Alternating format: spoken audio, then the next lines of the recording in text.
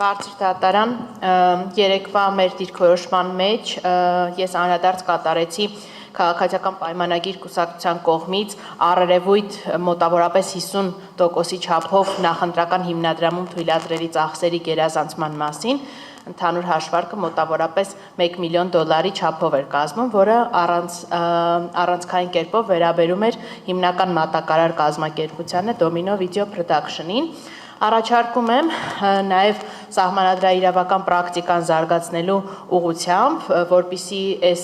ծախսերի մասին հաշվետվությունները եւ կարգավորումները առհասարակ ինքնանպատակ չլինեն եւ մենք ունենանք դրանց իրական բովանդակային հետազոտության, վերլուծության, շուկայական արժեքները պարզելու մեծ ծախսերի, փոքր ծախսերի մասին չի խոսքը։ Հնարավորություն, որպես վկա նաև հրավիրել Domino Video Production ընկերության համապատասխան լիազոր ներկայացուցչին, որը թող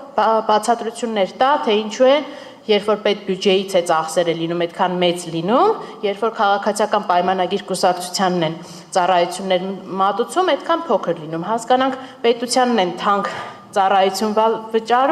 վաճառում, թե քաղաքացիական պայմանագիր կուսակցությանը լավ։ Շնորհակալություն առաջարկության համար, մենք դիտարկենք դա։